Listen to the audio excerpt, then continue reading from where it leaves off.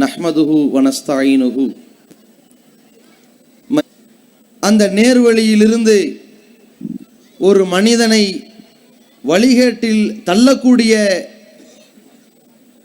விஷயங்கள் என்ன, நம்முடைய பயணத்தை நேரான பாதையிலே அமைத்துக் கொள்வதற்கான வழிமுறைகள் என்ன என்பதை பற்றி சில தகவல்களை நாம் அறிந்து கொள்வோம். இந்த உலகத்திலே வாழக்கூடிய மக்கள் ஒரு நாள் ஒட்டுமொத்தமாக அழிக்கப்பட்டு நாளை மறுமை நாளிலே அல்லாஹுவின் முன்னிலையிலே விசாரணைக்கு உட்படுத்தப்பட்டு கொள்கையை ஏற்றுக்கொண்டால் நாக்கிமோ அந்த கொள்கையை பற்றி அல்லாஹ் ரப்புல் ஆலமீன் இந்த மனித குலத்திற்கு மிக தெளிவாக சொல்லியிருக்கின்றான். அதை எடுத்துச் சொல்வதற்காக எல்லா இறை தூதர்களையும் அனுப்பி இருக்கின்றான். எல்லா இறை தூதர்களுமே மக்களிடத்திலே இந்த நேர்வழி எது என்பதை தெள்ள தெளிவாக எடுத்து சொல்லி இருக்கிறார்கள். என்னவென்று, இன்னல்லாஹ ஹுவ ரப்பி ஓ ரப்புக்கும், அல்லாஹுதான் என்னுடைய இறைவனும் உங்களுடைய இறைவனுமாக இருக்கின்றான். ஃபாபுதுஹு, அவனை மட்டுமே நீங்கள் வணங்குங்கள். ஹாதா சிராத்தும் முஸ்தகீம், இதுதான் நேரான வழி என்று எல்லா இறைவனும் கூட இந்த கொள்கையை ஏற்றுக்கொண்ட நாம் இந்த கொள்கையின் பால் பயணத்தை மேற்கொள்கிற பொழுது மேடு பள்ளங்கள் வரலாம், இன்ப துன்பங்கள் வரலாம், பல லாப நட்டங்கள் ஏற்படலாம், அதனால் கல்லையும் முள்ளையும் சந்திக்கலாம். அப்ப இது போன்ற கொள்கையை எடுத்து சொல்லி நாமும் ஏற்று பிற மக்களுக்கு எடுத்து சொல்லக்கூடியவர்களாக நம்முடைய பயணத்தை தொடங்குகிற பொழுது சந்திக்கின்ற பிரச்சனைகளை நாம எப்படி எதிர்கொள்வது என்கிற ஒரு கேள்வி இருக்கிறது. அதற்காக நாம் எப்படிப்பட்ட ஒரு முன்மாதிரியை நம்முடைய வாழ்க்கையிலே கடைபிடிக்க வேண்டும் என்பதை பற்றியும் அல்லாஹ் நமக்கு அழகான முறையிலே சொல்லி இருக்கிறான். இந்த நேர்வழியை பற்றி இறை தூதர்களுக்கு எடுத்து சொன்ன இறைவன் இறுதி தூதர் நபிகள் பெருமானார் ஸல்லல்லாஹு அலைஹி வஸல்லம் அவர்களை அந்த மக்கமா நகரத்திலே ஒரு தூதராக தேர்வு செய்கின்றான். ஒட்டுமொத்த உலகத்திற்கும் தூதராக அவர்கள் நியமிக்கப்படுகிறார்கள். அந்த நிமிடம் வரைக்கும் இறைவன் முகமது நபி அவர்களை தூதராக தேர்வு செய்யும் வரைக்கும் இஸ்லாம் என்றால் என்ன, எது நேரான வழி, எது மார்க்கம், எது அசத்தியம் என்கிற வேறுபாடை கூட அறியாதவர்களாகத்தான் நபிகள் பெருமானார் இருந்தார்கள். அல்லாஹ் அதை தன் திருமறையிலே குறிப்பிடுகின்றான். மா குன்த தத்ரி மல் கித்தாப் வலல் ஈமான், முகமதே, வேதம்னா என்ன என்று உங்களுக்கு தெரியாமல் இருந்தது. நீங்க அப்படித்தான் இருந்தீங்க. நீங்க இதற்கு முன்னாடி எப்படி இருந்தீர்கள் என்றால் உங்களுக்கு வேதம் என்றால் என்னவென்று தெரியாது, இறை நம்பிக்கை என்றால் என்னவென்றும் தெரியாது. வவஜதக ضالன், அவன்தான் உங்களை வழியறியாதவனாக பார்த்தான். நேர்வழி எது, அசத்தியம் எது என்கிற வழியை நீங்கள் அறியாமல் இருந்தீர்கள். ஃபஹதா, அவன்தான் உங்களுக்கு நேர்வழி காட்டினான். அந்த இறைவன் நேர்வழியை இறை தூதருக்கு காட்டிவிட்டு அந்த நேர்வழியோடும் உண்மை மார்க்கத்தோடும் இந்த இறை தூதரை சமுதாயத்திற்கு அனுப்புகிறான். வஹுவல்லதி அர்ஸல ரசூலஹு பில் ஹுதா வ தீனில் ஹக், அவன்தான் தனது தூதரை நேர்வழியை கொண்டும் உண்மையான மார்க்கத்தை கொண்டும் உலகத்திற்கு அனுப்புகிறான். லி யுத்ஹிரஹு அலத்தீனி குல்லிஹி, எதற்காக? இந்த உலகத்தில் இருக்கிற எல்லா மார்க்கத்தை விட இந்த சத்திய இஸ்லாம் தான் மிகைத்திருக்கிறது, இதுதான் சரியான கொள்கை என்று உணர்த்துவதற்காக அவன் அனுப்பி இருக்கின்றான் என்பதாக அல்லாஹ் சொல்றான். இப்ப ரசூலுல்லாஹி ஸல்லல்லாஹு அலைஹி வஸல்லம் அவர்கள் இந்த மக்கள் மன்றத்திலே தூதராக வருகிறார்கள். தூதராக வருகிற பொழுது நேர்வழி எது என்பதை அறிந்திருக்கிறார்கள். அல்லாஹ் அதை அறிவித்தும் விட்டான். இப்போ இந்த தூதர் அவர்கள் தன்னுடைய தூதுத்துவ பணியை தொடங்குகிறார்கள். நேர்வழியின் பால் மக்களை அழைக்கிறார்கள். இப்படி அழைக்கிற பொழுது பல பிரச்சனைகளை சந்திக்க வேண்டிய வரும், பல எதிர்ப்புகளுக்கு ஆளாக வேண்டி வரும். இந்த பயணத்தை சீராக கொண்டு செல்ல வேண்டிய நிலை இருக்கிற காரணத்தினால் நபிகள் பெருமானாருக்கும் நமக்கும் ஒரு அழகான பயண திட்டத்தை, நீங்கள் எப்படி இந்த கொள்கையோடு பயணம் செய்ய வேண்டும் என்பதை நமக்கு அல்லாஹ் சொல்லி தருகின்றான். எப்படி சொல்கிறான்? முதலிலே நாம் ஒரு பிரார்த்தனையை மேற்கொள்ள வேண்டும் என்கிற வழிமுறையை அல்லாஹ் சொல்கிறான். நபிகள் பெருமானார் ஸல்லல்லாஹு அலைஹி வஸல்லம் அவர்கள் ஒவ்வொரு தொழுகையிலும் சூரத்துல் ஃபாத்திஹாவை ஓதுகிற பொழுது அந்த சூராவினுடைய வரிசையிலே ஒரு பிரார்த்தனை செய்வார்கள். இஹ்தின ஸிராத்தல் முஸ்தகீம், இறைவா எங்களை நேரான வழியில் நடத்துவாயாக. ஸிராத்தல்லதீன அன்அம்த அலைஹிம், அந்த நேர்வழி எது தெரியுமா? நீ இதற்கு முன்னால் யாருக்கு அருள் புரிந்திருக்கிறாயோ அவர்களின் வழி. நீ வழிகாட்டி இருக்கிற அந்த வழியில் அவர்கள் நடந்திருக்கிறார்கள். கைரில் மக்லூபி அலைஹிம் வலல்லாலின், அந்த வழி எப்படிப்பட்டதென்றால் அந்த வழியிலே நடக்கக்கூடியவர்கள் உன்னால் திருப்தி பெற்றவர்கள், பொருந்தி கொள்ளப்பட்டவர்கள், கோபத்திற்கு ஆளாகாதவர்கள், வழிகடாதவர்கள். உன்னிடமிருந்து அந்த நேரான பாதையை அறிந்து அதன் வழியிலேயே நடந்து உன்னுடைய திருப்திக்கு ஆளாகி உன் கோபத்திற்கு ஆளாகாமல் வழிகெடாமல் போனார்களே, அவர்களின் வழியை எங்களுக்கு காட்டி இறைவா என்று நேத்து இறங்கல, போன மாசம் இறங்கல, நபிகள் பெருமானார் தூதராக வரும் பொழுது இறங்கின வசனம். அதை ரசூலுல்லாஹ் ஓதினார்கள், நம்மை ஓத சொன்னார்கள். அல்லாஹ் இப்படி ஓதுமாறு ஒரு கட்டளையும் இட்டான். நபி அவர்கள் கேட்டார்கள், எங்களுக்கு நேரான வழியிலே நீ வழி நடத்து, நீ திருப்தி கொள்ளுகிற, நீ கோபிக்காத, நீ எங்களை வழிகேட்டில் தள்ளிவிடாத அளவிற்கு அந்த பாதை இருக்க வேண்டும் என்று கேட்டார்கள். அல்லாஹ் என்ன செய்தான்? வணக்கத்திற்கு தகுதியானவன் அல்லாஹ் ஒருவன் மட்டும்தான் கடவுள், வேற யாரும் கடவுள் கிடையாது. கல்லோ மரமோ மட்டையோ மகானோ முன்னோர்களோ பெரியார்களோ கொடி மரங்களோ ஜண்டாக்களோ எதுவுமே கடவுளுடைய அந்தஸ்தை பெறாது. அல்லாஹுவை மட்டும்தான் நீங்கள் கடவுளாக வணங்க வேண்டும் என்பதை சொல்லிவிட்டு இந்த கொள்கையில் நீங்கள் எப்படி பயணிக்க வேண்டும் தெரியுமா? அல்லாஹ் சொல்கிறான், சும்மா அவுஹைனா இலைக், முகமதே உமக்கு ஒரு இறை செய்தி சொல்லி இருக்கிறோம். என்ன செய்தி? அனித்தபிய மில்லத்த இப்ராஹிம் ஹனீஃபா, அசத்தியத்தை விட்டு சத்தியத்தின் பக்கம் சாய்ந்து கொண்டாரே, சத்தியத்திலேயே வழி நடந்தாரே, அந்த இப்ராஹிமுடைய மார்க்கத்தை நீங்கள் பின்பற்ற வேண்டும். ஒமாகான மினல் முஷ்ரிக்கீன், ஏன் தெரியுமா? அவர் எந்த தருணத்திலும் இணை கற்பிக்காதவராக இருந்தார், அவர் இணை வைத்தவராக இருந்ததே கிடையாது என்று அல்லாஹ் சொல்கிறான். உன்னுடைய பயணம் எப்படி இருக்க வேண்டும்? அல்லாஹுவை வணங்க வேண்டும், அல்லாஹுவை மட்டும் வணங்க வேண்டும், அதிலே இணை கற்பிக்காமல் இருக்க வேண்டும். எப்படி தெரியுமா? இப்ராஹிம் இருந்தது போல இருக்க வேண்டும் என்று அல்லாஹ் சொல்லிவிட்டான். இந்த அடிப்படையான ஒரு கொள்கையை புரிந்து கொண்ட நாம், இந்த சத்திய மார்க்கத்தை ஏற்றிருக்கின்ற நாம், மக்கள் மன்றத்திலே இந்த பயணத்தை மேற்கொள்கிற பொழுது, இந்த சத்தியத்தின்பால் மக்களை அழைக்கிற பொழுது, இதுதான் நேரான வழி என்பதை உணர்ந்திருக்கிற நாம், இதிலிருந்து நம்மை சருக செய்யக்கூடிய வழிகேடு என்ன, இந்த நேர்வழியிலிருந்து நம்மை திசை திருப்பக்கூடியது எது என்பதை பற்றியும் விழிப்புணர்வு பெற்றிருக்க வேண்டும். ஏன்? அல்லாஹ்விடத்திலே ஷைத்தான் ஒரு வாக்குறுதி பேசுகிறான், உறுதிமொழி எடுக்கிறான். நான் மனிதர்களை வழிகெடுப்பேன், அவர்களுடைய நேரான பாதையிலே இடையிலே போய் குறுக்கிடுவேன், அலங்காரமாக பேசுவேன், ஆசை வார்த்தைகள் காட்டுவேன், அவர்களை திட்டமிட்டு வழிகெடுத்து நரகத்திலே கொண்டு போய் சேர்ப்பேன் என்று ஷைத்தான் சொன்னதனால் அல்லாஹ் என்ன செய்றான்? மனிதர்களுக்கு நேர்வழியை பற்றி எடுத்து சொன்ன இறைவன் எதுவெல்லாம் வழிகேடு என்பதை பற்றி தெள்ள தெளிவாக நபிகள் பெருமானார் அவர்களுக்கு சொல்லிக் கொடுத்து உலகத்திற்கும் எடுத்து சொல்ல வேண்டும் என்று சொல்லிவிட்டான். முதலிலே இப்ராஹிமுடைய மார்க்கத்தை பின்பற்றி என்று சொன்னான். அதை நபிகள் நாயகம் ஸல்லல்லாஹு அலைஹி வஸல்லம் அவர்களும் மக்களிடத்திலே பிரச்சாரம் செய்தார்கள். குல், நபியே சொல்லுங்கள், இன்னனி ஹதானி ரப்பி சிராத்தம் முஸ்தகீமா, என்னுடைய இறைவன் தான் இலா சிராத்தி முஸ்தகீம், நேரான பாதையை பார்த்து வழிகாட்டி இருக்கிறான், நேரான கொள்கையின் பால் என்னை வழிகாட்டி இருக்கின்றான்.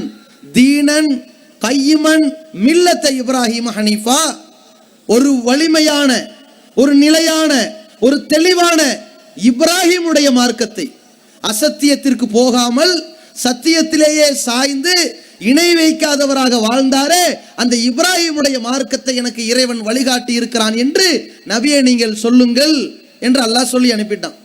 இந்த நேரான பாதையின் பால் நீங்கள் பயணிக்கிற பொழுது, நாம் பயணம் செய்கிற பொழுது நமக்கு சில வழிகேடுகள் நேர்வழி போன்று காட்சியளிக்கும்.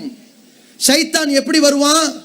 அல்லாஹுவை தவிர வேறு கடவுள் கிடையாது என்று இவன் புரிந்திருக்கிறான். இந்த நேரத்தில் டேய் இவரை கடவுளா வணங்கு, இதோ இந்த மகான கடவுளா வணங்கு, இந்த பெரியார கடவுளா வணங்கு, இந்த சிலைய கடவுளா வணங்கு, இப்படி சொன்னோம்னா இவன் ஏமாற மாட்டான். ஷைத்தான் என்ன பண்ணுவான்? ரொம்ப கெட்டிக்காரன், ரொம்ப பெரிய புத்திசாலி. அவன் என்ன செய்வான்? இவனை எந்த மாதிரி வார்த்தை சாலம் பேசி அவன் உள்ளத்தை மயக்கி அவனை வழிகேட்டு கொண்டு போய் சேர்க்கலான்னு பார்ப்பான். எப்படி பார்ப்பான்? இந்த சிலையை வணங்குன்னு தான் சொன்னாதானே வணங்க மாட்டான். அப்படி சொல்ல வேண்டாம். நீ அல்லாஹ்வைத்தான்ப்பா வணங்கணும், அல்லாஹ்ட்ட தான் உதவி தேடணும். ஆனால் உன் நிலைமை எப்படி இருக்குது? அல்லாஹ்ட்ட நீ நேரடியாக போய் அணுக முடியுமா? பிரார்த்தனை செய்ய முடியுமா? கோரிக்கை வைக்க முடியுமா? முடியாது. அதனால் என்ன செய்யலாம்? இதோ ஒரு பெரியார் இருக்கிறார், அவர் இறந்து விட்டார், அவர் அல்லாஹ்வோடு தொடர்பு கொண்டிருக்கிறார், அல்லாஹ்வோடு பேசி கொண்டிருக்கிறார், அல்லாஹ்விடத்தில் உயர்ந்த இடத்தை அடைந்திருக்கிறார். நீ அவர்கிட்ட போய் கேளு, பிரார்த்தனை செய், பாவ மன்னிப்பு தேடு, பரிந்துரையை வேண்டு, அவர் உனக்கு வாங்கி கொடுப்பார். அவர் அல்லான்னு வணங்க வேணாம், அவர் அல்லாட்ட பேசி ஜெயிக்கிற ஆளு நினைச்சுக்க என்று கிளப்பிடுவான். நம்மால் நினைப்பான், ஆமா நம்ம அல்லான்னு நினைக்கல, அல்லாவை தான் அல்லா நினைச்சிருக்கிறோம், இவரை சாதாரண ஒரு மனிதர். ஆனால் நம்ம இவர்கிட்ட கேட்கும் பொழுது நம்மளோட கொஞ்சம் பெரிய மகானா இருக்கிறனால, அல்லாஹ்வுக்கு வேண்டப்பட்டவராக இருக்கிறனால நம்முடைய பாவங்களை இவர் வாங்கி மன்னிப்பு கொடுத்துருவாரு, சிபாரிசு பண்ணிடுவாரு என்று இவனுடைய மனதை மயக்கிற மாதிரியான ஒரு வழிகேட்டை ஷைத்தான் கிளப்பி விடுவான். அப்படித்தான் கிளப்பி விட்டிருந்தான். எப்படி? நபிகள் பெருமானார் அவர்கள் மக்காவிலே இறை தூதராக அனுப்பப்பட வேண்டிய நிர்பந்தம் என்ன வந்துச்சு? அப்படிப்பட்ட அவசியம் என்ன வந்துச்சு? கொஞ்சம் யோசிச்சு பாருங்க. காபத்துல்லாவுல, அந்த காபா அமைந்திருக்கிற மக்கமா நகரில் இந்த இறை தூதர் முகமது நபி அவர்கள் இறைவனின் தூதராக நியமிக்கப்பட வேண்டிய காரணம் என்ன? அவங்கெல்லாம் அல்லாஹ்வை பற்றி தெரியாத ஆட்களா? அல்லாஹ்வை வணங்காத ஆட்களா? அல்லாஹ்வை பற்றி ஏற்றுக்கொள்ளாத ஆட்களா? எல்லாரும் அல்லாஹ்வை நம்பி இருந்தார்கள். காபத்துல்லாவிலே, அதாவது மக்கமா நகரத்திலே வாழ்ந்த மக்களுடைய நிலை எப்படி? அவர்கள் இப்ராஹிம் அலைஹிஸ்ஸலாம் அவர்களுடைய வழித்தோன்றல்கள். இப்ராஹிமுடைய வழித்தோன்றல்களில் வந்த கினானா என்கிற கோத்திரம், அந்த கினானாவுடைய வழித்தோன்றலில் வந்த குறைஷி என்கிற கோத்திரம், அந்த குறைஷி என்கிற வழித்தோன்றலில் வந்த பனு ஹாஷிம், அப்துல் முத்தலிபுடைய வாப்பா ஹாஷிமு, அவரு பிள்ளைங்க பனு ஹாஷிமு, அந்த அப்துல் முத்தலிபுடைய பிள்ளைங்க என்கிற ஒரு கோத்திரம் இருந்தது. இன்னும் பல கோத்திரத்தார் இருந்தார்கள். எல்லாரும் யாரு? அல்லாஹ்வை கடவுள் நம்பினவங்க தான் அந்த மக்கால வாழ்ந்துகிட்டு இருந்தாங்க. நபிகள் நாயகம் ஒரு தூதராக 40 வயதில் தூதுத்துவம் வழங்கப்படுகிற பொழுது ஒரு 13 வருடம் மக்கால வாழ்ந்தார்களே, அந்த கட்டத்தில் அங்கே வாழ்ந்து கொண்டிருந்த மக்களும் அல்லாஹ்வை நம்பியவர்கள் தான். மதீனாவில் ஒரு 10 வருஷம் தூதரா இருந்தாரு, அங்கே வாழ்ந்து கொண்டிருக்கிற பொழுதும், அங்கே தூதுத்துவ பணி செய்கிற பொழுதும் அங்கே வாழ்ந்து கொண்டிருந்த மக்கள் அல்லாஹ்வை நம்பியவர்கள் தான். அல்லாஹ்வை பற்றி தெரியாமலாக இருந்தார்கள்.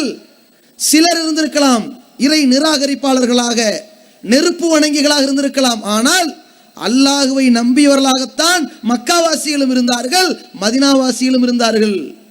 எப்படிப்பட்ட நம்பிக்கை? அல்லாஹ் சொல்கிறான், ஓல இன்சால் தகும் மன் கலக்க சமாவாத்தி வல்லருள். நபியே முகமதே, இந்த மக்காவாசிகள் இருக்காங்களா, அவங்கள்ட்ட கேட்டு பாருங்க, வானங்களை படைச்சது யாரு கேளுங்க. யார்கிட்ட? அபூஜஹல் கூட்டத்திட்ட, உத்துபா ஷைபா ரபியாட்ட, அபூ லஹப்ட்ட. எந்த இறை தூதருக்கு எதிராக பத்ர் யுத்தத்தை சந்தித்தார்களோ அந்த குஃபார்கள்ட்ட அல்லாஹ் கேட்க சொல்றான், ஒல இன்சால் தகும் மன் கலக்க சமாவாத்தி வல்லருள்.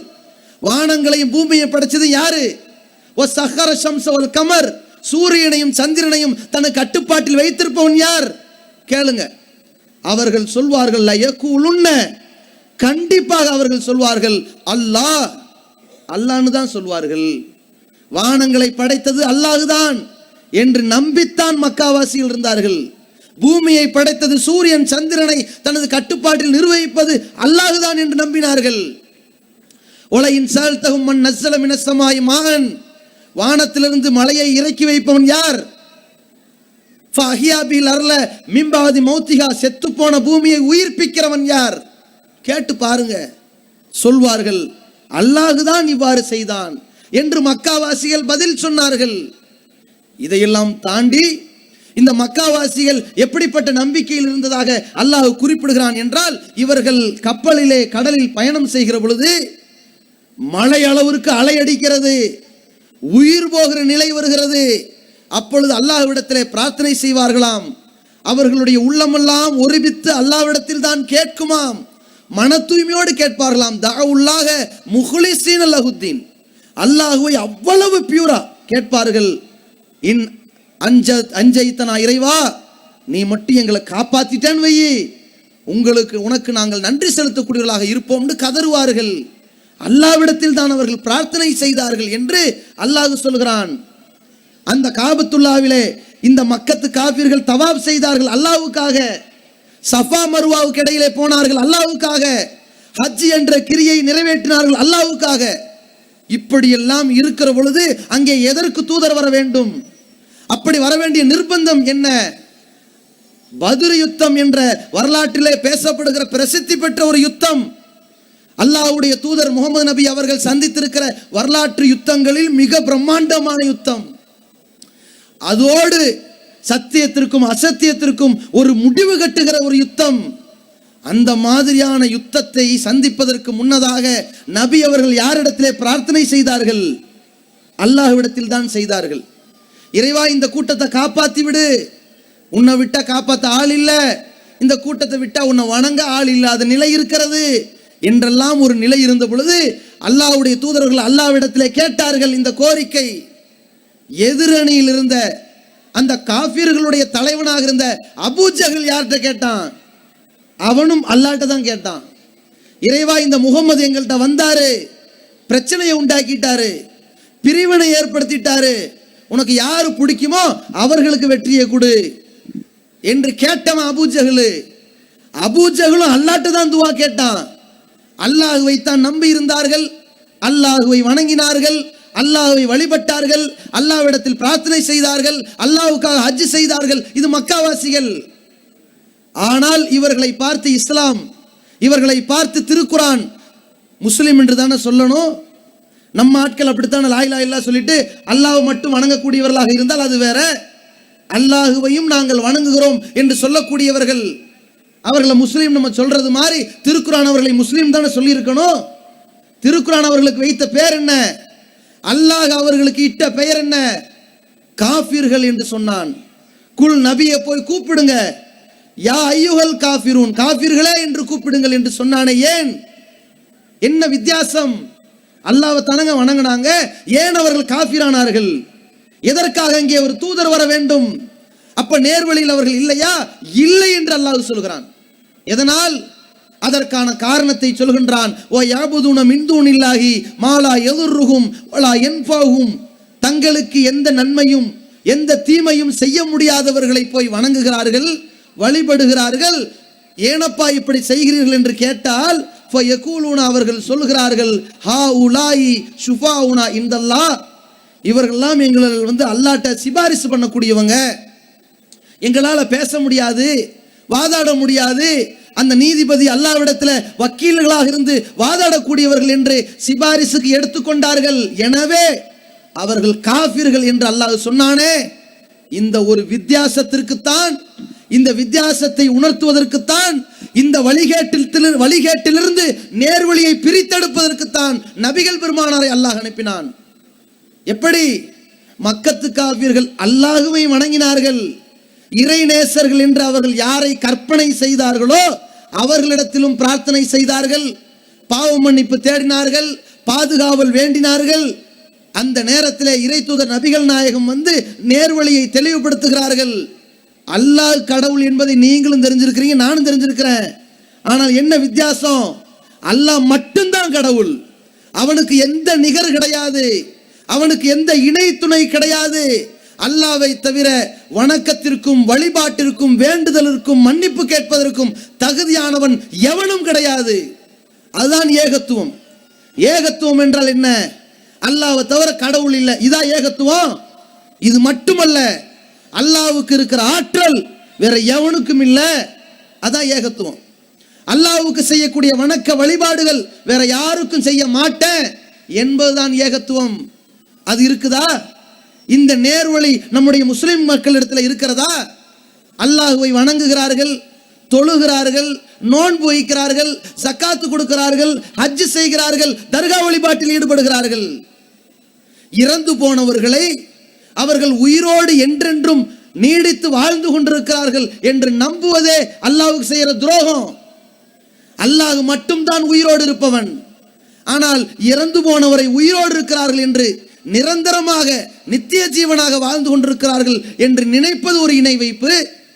அவர்களை அல்லாஹ்வுடைய இறை நேசர் என்று இவர்களே முடிவெடுத்துக் கொண்டு அவர்களிடத்திலே கையேந்துகிறார்கள், கதறுகிறார்கள், பிரார்த்தனை செய்கிறார்கள், பாவ மன்னிப்பு தேடுகிறார்கள். வணக்க வழிபாடுகளில் தொழுகையை எப்படி நாம் அல்லாஹ்வுக்கு மட்டும் நிறைவேற்றுகிறோமோ, சஜிதாவை எப்படி அல்லாஹ்வுக்கு மட்டும் செய்கிறோமோ, அதே போன்றுதான் அத்துஆஉ ஹுவல் இபாதா, பிரார்த்தனை என்பது, பிரார்த்தனை தான் வணக்கம் என்று நபிகள் பெருமானார் ஸல்லல்லாஹு அலைஹி வஸல்லம் சொல்லி இருக்கிறார்களே. அந்த பிரார்த்தனையை படைத்தவனிடத்தில் செய்ய வேண்டிய இந்த சமுதாயம், படைத்தவனிடத்தில் மட்டும் கேட்க வேண்டிய இந்த சமுதாயம் படைப்பினங்களிடத்தில், இறந்து போனவர்களிடத்திலே கேட்கிறார்கள் என்றால் நேர்வழியாது? இது இப்ராஹிமுடைய வழியா? இது நபிகள் நாயகத்தினுடைய வழியா? இது மக்கத்து காஃபிர்களுடைய வழி. அல்லாஹ்வை மட்டும் வணங்குறது அன்னலாரின் வழி. அல்லாஹ்வோட சேர்ந்து அவுளியாண்டு நாமளே இட்டுக்கட்டி சில பேரை முடிவெடுத்துக் கொண்டு அவர்களிடத்தில் கையேந்தினால் அது அபூஜஹல் வழி. அல்லாஹ்வுக்கு இருக்கிற ஆற்றல் எதற்கும் கிடையாது. இதை சொல்வதற்கு தான் ரசூலுல்லாஹ் அனுப்பப்பட்டார்கள். வஹுவ அலா குல்லி ஷைஇன் கதீர், அவன்தான் எல்லா பொருட்கள் மீதும் ஆற்றல் உடையவன். வேற எவனும் அந்த ஆற்றலுக்கு சொந்தக்காரன் கிடையாது. ஆனால் இவங்க என்ன நினைக்கிறாங்க? நோய்வாய்ப்பட்டிருக்கிறானா, தாயத்தை கட்டு. இவனுடைய நோய் எப்படிப்பட்டதாக இருந்தாலும் அதை அகற்றக்கூடிய ஆற்றல் பெற்றதாக தாயத்தின் மீது நம்பிக்கை வைக்கிறான். எப்படிப்பட்ட நட்டத்தில் இருந்தாலும் இவனை மிகப்பெரிய கோடீஸ்வரன் ஆக்கக்கூடிய ஒரு வல்லமை மிக்கதாக ஒரு தட்டையும் தகுடையும் நினைக்கிறான். தன்னுடைய வீட்டினுடைய வாசலில் ஒரு தேங்காய் கூட்டின் மீது நம்பிக்கை வைக்கிறான். ஒரு குழந்தையினுடைய கன்னத்தில் வைக்கிற மை பொட்டின் மீது நம்பிக்கை வைக்கிறான். அல்லாஹ்வுக்கு இருக்கக்கூடிய ஆற்றலை மனுஷன் கண்ணுக்கு இருக்குதுன்னு நினைத்து கொண்டு இவர் பார்த்தா நமக்கு ஏதோ ஆயிரும், அவர் பார்த்தா ஒன்று ஆயிரும் என்று கண்ணுக்கு மை வைக்கிறானே, கன்னத்தில் மை வைக்கிறானே, கண் திருஷ்டி என்ற பெயரால் வைக்கிறானே. என்ன காரணம்? அல்லாஹ்வுக்கு இருக்கிற ஆற்றலை மனுஷனுக்கு வைக்கிறதும், அல்லாஹ்வுக்கு இருக்கிற ஆற்றலை மகான்னு சொல்லி மற்றவர்கள் மீது வைக்கிறதும், அல்லாஹ்வுக்கு இருக்கிற ஆற்றலை தாயத்து தட்டு தகடு என்று வைப்பதும் யாருடைய கொள்கை?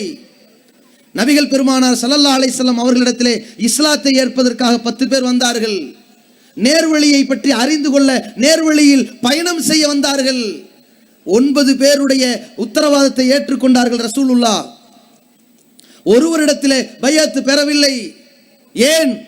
அவரிடத்திலே தாயத்து இருக்கிறது என்று சொல்லி, அதனால் தாயத்து இருந்தால் இஸ்லாம் இல்லை, இஸ்லாம் இருந்தால் தாயத்து இருக்க கூடாது என்று உணர்த்தி அந்த தாயத்தை, அந்த தாவீஸை துண்டித்து விட்டு சொன்னார்கள், மன் அல்லக தமீமத்தன் ஃபகத அஷ்ரக. யார் இந்த தாயத்தை, அந்த தாவீஸை தொங்க விடுகின்றானோ அவன் அல்லாஹ்வுக்கு துரோகம் செய்திருக்கிறான். இருக்கா இல்லையா? அப்ப இவ்வளவு தெள்ள தெளிவான ஒரு மார்க்கத்தை சொல்ல வந்தார்கள். அல்லாஹ்வுடைய தூதர் அவர்கள் காலத்திலே கேட்டார்கள் சஹாபாக்கள், அல்லாஹ்வின் தூதரே, மக்கத்து காஃபிர்கள் ஒரு தாத்து அன்வாத் என்ற ஒரு மரத்துக்கு அடியிலே தங்குகிறார்கள். அந்த மரத்துக்கு அடியிலே இருந்து கொண்டு சில வாழை எல்லாம் மேலே தொங்க விட்டுக் கொள்கிறார்கள்.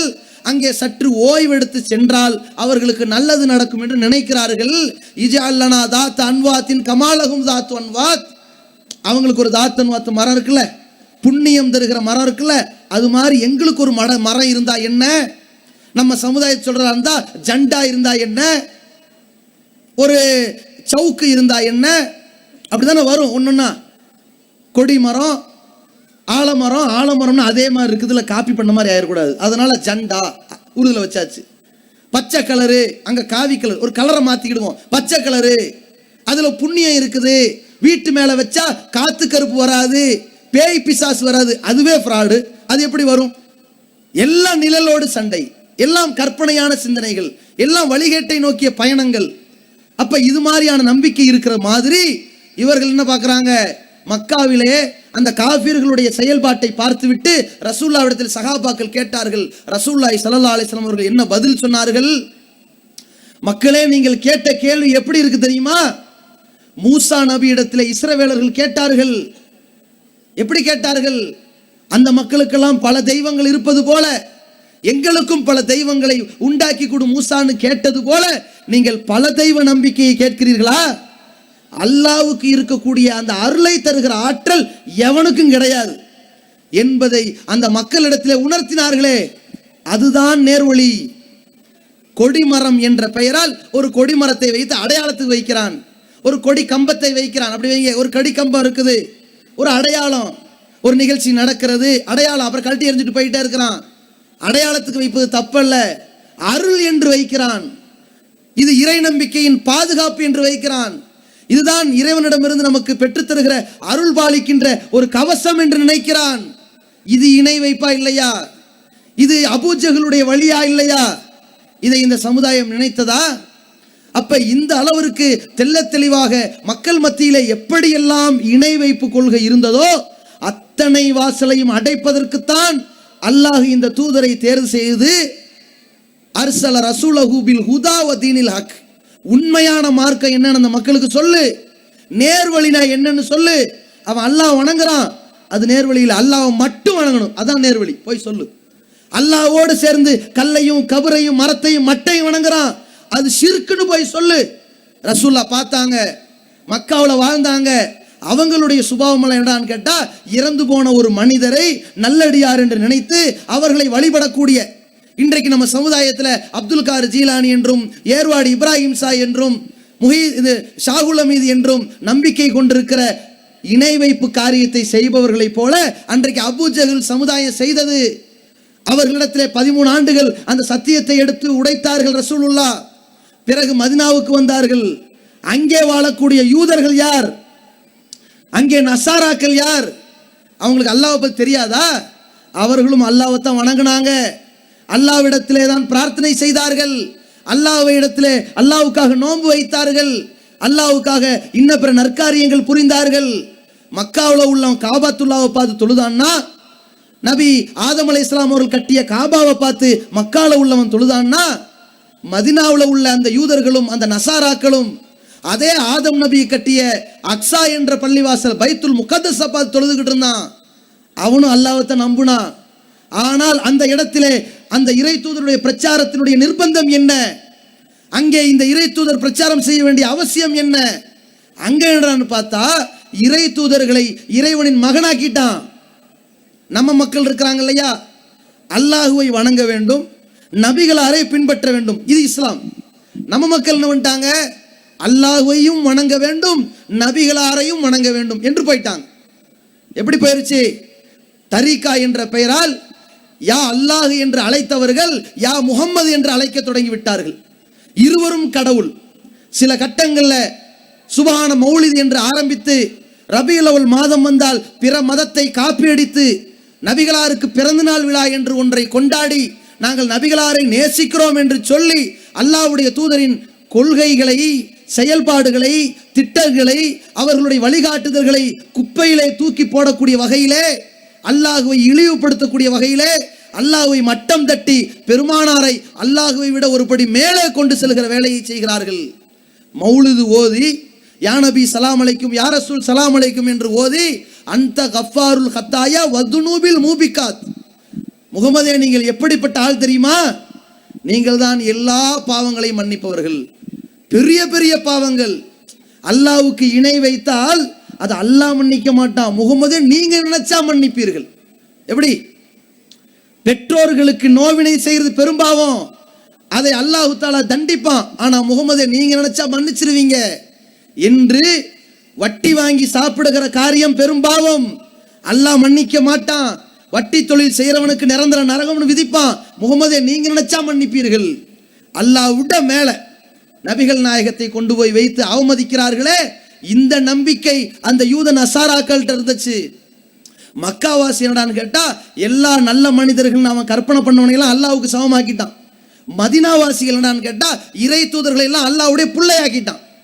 நபிகள் பெருமானார் அவர்கள் அங்கே 10 ஆண்டுகள் பிரச்சாரம் செய்தார்கள். இணை வைப்பு எப்படி எல்லாம் வரும்? இந்த நேர்வழி என்கின்ற இந்த தூய்மையான இடத்துல கலப்படத்தை, இணை வைப்பை எப்படி கொண்டு சேர்ப்பார்கள்? எல்லாத்தையும் உடைத்தார்கள். எப்படி சேர்ப்பார்கள்? காலில் உழுவான், முதல்ல அதை உடைத்தார்கள். உலகத்துல காலில் உழுகிற மாதிரி கழுத்து இருக்கிறவன் எவனும் கிடையாது. நம்ம சமுதாயத்தில் பார்க்குறோமா இல்லையா? அரசியல்வாதிகளை சாதாரணமா நல்லா இருக்கீங்களா நலம் விசாரிக்கிறவனுக்கும் பார்த்த உடனே சஜிதா பண்றவனுக்கும் வித்தியாசத்தை பாருங்க. சில பேர் இருப்பாங்க, இருக்கிற வரைக்கும் காலில் விழுந்துருவான், குனியறது இல்லைங்க, காலிலேயே விழுந்துருவான். ஹெலிகாப்டர் வரும்போது விழுவான் பாருங்க, அப்படிப்பட்ட பணிவு. இவன் தான் 1ஆம் நம்பர் அயோக்கிய பையன் எல்லாருக்கும் தெரியும். இன்னைக்கு என்ன பண்ணுவான்? ஆன்மா பேசியது திடீர்னு மாறிட்டான். இவனாடா நினைக்கிறமா இல்லையா? நபிகள் பெருமானார் அவர்கள் உடைத்தறிந்தார்கள், அல்லாஹ்வை தவிர வேறு யாருக்கும் சஜிதா செய்யக்கூடாது. இன்னைக்கு நம்ம சமுதாயத்தில் நடனு கேட்டா பெரியார்கள், புசருகம், மகான்கள் அவர்கள் காலில் விழுந்தா நன்மைன்னு போறானா இல்லையா? அல்லாஹ்வை தவிர வேறு யாருக்கும் சஜிதா செய்யக்கூடாது என்கிற ஒரு அழகான ஒரு நேர்வழியை இந்த உலகத்தில் ரசூலுல்லாஹ் சொன்னார்கள்.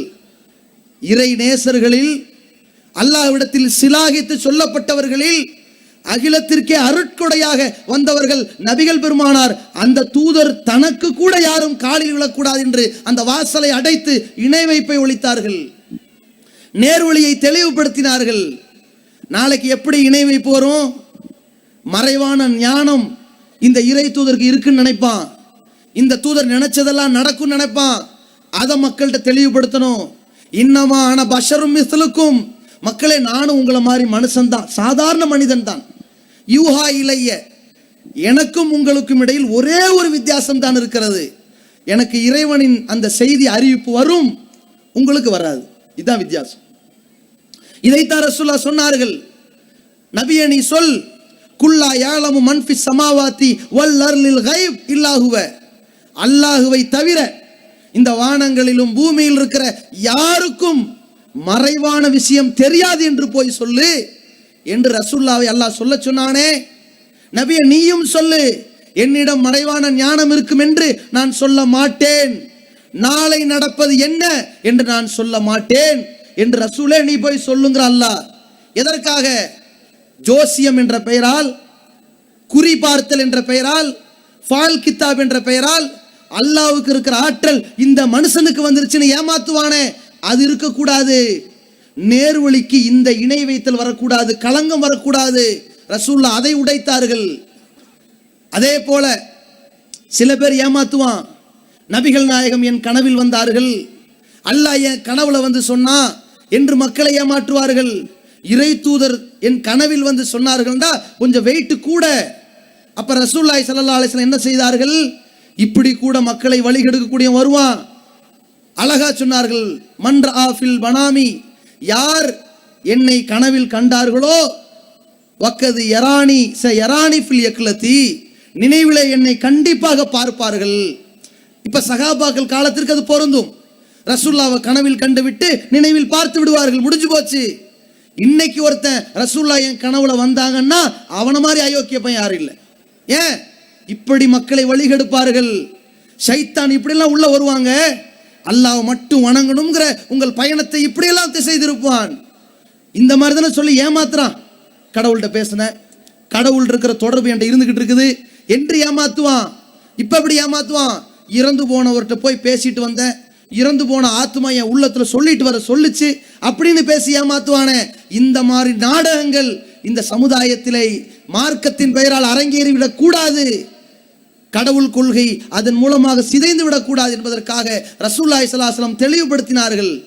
எல்லாத்தையும் உடைத்தெறிந்த இறை தூதர் அவர்கள், ஒருத்தன் இறந்துட்டான்னா இறந்ததற்கு பிறகு அவனை வச்சு என்னென்ன ஆட்டம் போடுவார்களோ அத்தனை ஆட்டத்திற்கும் முடிவு கட்டுகிறார்கள். ஏன்? மதீனாவில் வாழக்கூடிய மக்களிடத்தில் அப்படி ஒரு பழக்கம் இருக்கிறது. நபிமார்கள் இறந்துட்டாங்களா அடக்கம் செஞ்சு அதை வழிபாட்டு தலமாக்கிறது. அவர்கள் நல்லடியார்கள் என்று யாரை கருதினார்களோ அவர்களை அடக்கம் செய்து அவர்களை வழிபாட்டு தலமாக்கி வணங்குறது. இந்த வேலை தனக்கு நடந்துவிடக் கூடாது என்பதற்காக தன்னுடைய இறுதி கட்டத்திலே ரசூலுல்லாஹி ஸல்லல்லாஹு அலைஹி வஸல்லம் சொன்னார்கள், லானல்லாஹு கௌமன், ஒரு கூட்டத்தை அல்லாஹ் நாசமாக்குவான், இத்தகது குபூர அம்பியாயிஹிம் வஸ்ஸாலிஹின மஸ்ஜிதா, தங்கள் நபிமார்களுடைய நல்லடியார்கள் என்று அவர்கள் கருதி கொள்ளக்கூடியவர்களுடைய அடக்கத்தலங்களை வழிபாட்டு தலங்களாக ஆக்குகிறார்களே, அவர்களை அல்லாஹ் நாசமாக்கட்டும். எப்படி சொல்றாங்க ரசூலுல்லாஹ், லா தஜாலு கப்ரி ஈதா, என்னுடைய அடக்க ஸ்தலத்தை கூட வழிபாட்டு தலமாக, பெருநாள் கொண்டாடும் இடமாக ஆக்கி விடாதீர்கள். எப்படிப்பட்ட கொண்டாடும் இடம்? யோபது ஃபீஹி வசனா, ஒரு சிலையை வைத்து எப்படி வணங்குவார்களோ, எப்படி கொண்டாடுவார்களோ, எப்படி வழிபாடு நடத்துவார்களோ, அந்த மாதிரி என்னுடைய ஜனாசாவுக்கு நீங்கள் செய்யக்கூடாது. எதற்காக இதை சொன்னார்கள்? இறந்தவர்களின் பெயரால் இந்த சமுதாயத்தில் இந்த வழிபாடு உருவெடுத்து விடக்கூடாது, அது வழிகேடு என்று சொன்னார்கள். அல்லாஹ்வுக்கு இணை வைக்கிறது மிகப்பெரிய பாவம் என்பதற்காக சொன்னார்கள். அந்த மக்களிடத்திலே ரசூலுல்லாஹி ஸல்லல்லாஹு அலைஹி வஸல்லம் அவர்கள் பிரச்சாரம் செய்தார்கள். இன்னி நுஹீது அன் அஅபுதல்லதீன ததுன மின் துனில்லாஹ், அல்லாஹ்வை விட்டு நீங்கள் யாரையெல்லாம் வழிபடுகிறீர்களோ அதை யாரையும் வழிபடக்கூடாது என்று நான் இறைவன் புறத்திலிருந்து தடை செய்யப்பட்டிருக்கிறேன். இறைவன் எனக்கு கட்டளையிட்டிருக்கிறான். வலக்கது ஊகிய இலைக்க ஓ இலல்லதீன மின் கப்லிக், முஹம்மதே உனக்கும் ஒரு செய்தியை சொல்லுகிறேன், உனக்கு முன்னால் வந்த எல்லா இறை தூதர்களுக்கும் சொல்லி இருக்கிறேன். அல்லாஹ் சொன்னது, ரசூலுல்லாஹ்வுக்கு சொல்றது என்ன செய்தி? வலையின் அஷ்ரக்த, நீ இணை கற்பித்தால் கூட, அல்லாஹ்வுக்கு நீ ஷிர்க் வைத்தாலும் கூட, ல யஹ்பத்தன அமலுக்க, உன்னுடைய நற்காரியங்கள் எல்லாம் அழிந்து பாழாகிவிடும் என்று அல்லாஹ் சொன்னானே. அந்த உத்தரவை செவியேற்ற நபிகள் பெருமானார் ஸல்லல்லாஹு அலைஹி வஸல்லம் அவர்கள் அந்த சமுதாயத்திலே இணை வைப்பினுடைய எல்லா வாசலையும் அடைத்தார்கள், தகர்த்தெறிந்தார்கள். இன்னொரு பிரச்சனை இருக்கு அந்த மக்கள்கிட்ட. என்னது? சூனியம் வச்சிருவாங்க, ஜாது பண்ணிடுவாங்க, ஏதாவது பண்ணாண்டா கைகால் விளங்காம போயிடும், மூச்சு திணறி செத்துருவான். அவர் ஏதாவது மந்திரிச்சார்னா அந்த மந்திரி வருவாரு, மந்திரவாதி எதையாவது ஓதுனாரு அதோட ஆள் காலி. இப்படி ஒரு பயம் இருந்துச்சு. ரசூலுல்லாஹி ஸல்லல்லாஹு அலைஹி வஸல்லம் அழகாக தெள்ள தெளிவாக அந்த மக்களிடத்தில் பிரகடனம் செய்தார்கள். பெற்றோருக்கு நோவினை செய்யக்கூடியவன் சொர்க்கத்தில் நுழைய மாட்டான். அல்லாஹ்வுடைய தூதர் அவர்கள் சில பேரை பட்டியலிடுகிறார்கள். ஆக்குன்லி வாலிதைஹி, பெற்றோருக்கு துன்பம் இழைக்கிறானே, வேதனை செய்கிறானே, அவனை அல்லாஹ் சொர்க்கத்தில் நுழைவிக்க மாட்டான், இவன் சொர்க்கத்துக்கு போக முடியாது. அப்படின்னா என்ன அர்த்தம்? பெற்றோருக்கு துன்பம் தரக்கூடியவன் நரகத்தில் போவான் என்ற அர்த்தம். பெற்றோருக்கு நல்லுபகாரம் செய்பவன் சொர்க்கத்தில் நுழைவான் என்ற அர்த்தம். அதற்கடுத்து ரசூலுல்லாஹ் சொல்றாங்க, வலா முதுமினுல் ஹம்ர், மதுவுக்கு அடிமையானவன் சொர்க்கத்தில் நுழைய மாட்டான். அப்ப மதுவுக்கு அடிமையானவன் நரகத்தில் நுழைவான். மதுவுக்கு அடிமையாகாதவன், மதுவை வெறுத்தவன், அல்லாஹ்வை பயந்தவன் சொர்க்கத்தில் நுழைவான் என்பது அர்த்தம். வலா முகதிபுன் பில் கதிர், விதியை பொய் என்று நினைக்கிறானே, அல்லாஹ்வின் விதிப்படித்தான் இந்த உலகம் இயங்குகிறது, நாள் நடக்கிறது, அனைத்தும் இயங்கிக் கொண்டிருக்கிறது, லாப நட்டங்கள் ஏற்படுகிறது என்று நினைக்காமல் விதியை பொய் என்று நினைக்கிறானே, அவன் சொர்க்கத்தில் நுழைக்க மாட்டான். அப்ப விதியை பொய் என்று நினைத்தவன் நரகத்தில் நுழைவான். விதியை உண்மை நினைத்து நம்பிக்கை வைத்து அல்லாஹ் மீது தவக்கல் வைத்தவன் சொர்க்கத்தில் நுழைவான். அந்த வரிசையிலே ரசூலுல்லாஹ் சொல்றாங்க, வலா மூமினும் பிசிஹிர், சூனியத்தை உண்மை என்று ஒருவன் நம்பினால் அவன் சொர்க்கத்தில் நுழைய மாட்டான். அப்ப சூனியத்தை உண்மை என்று நம்பி, அதுல பல ஆற்றல் இருக்கு நம்பி, அல்லாஹ்வுடைய ஆற்றலை கொண்டு போய் மந்திரவாதிக்கு வைக்கிறானே, அவன் நரகத்தில் நுழைவான். அப்ப சூனியத்தை பொய்ன்னு சொல்வானே ஆனால், சூனியக்காரன் எப்படி வந்தாலும் ஜெயிக்க மாட்டான்னு சொல்வானே ஆனால், அவன் சொர்க்கத்தில் நுழைவான். அதானங்க விளக்கம். இவ்வளவு தெளிவுபடுத்தார்கள் ரசூலுல்லாஹ். இந்த சமுதாயத்தில் இதுதான் நேர்வழி, நீங்கள் இப்படித்தான் பயணிக்க வேண்டும் என்று அத்தனை விஷயங்களையும் சொன்னார்கள். அதே போல ஒரு இறந்தவனை உடனே கடவுளாக்க மாட்டார்கள், கடவுளுடைய அந்தஸ்தில் கொண்டு வைக்க மாட்டார்கள்.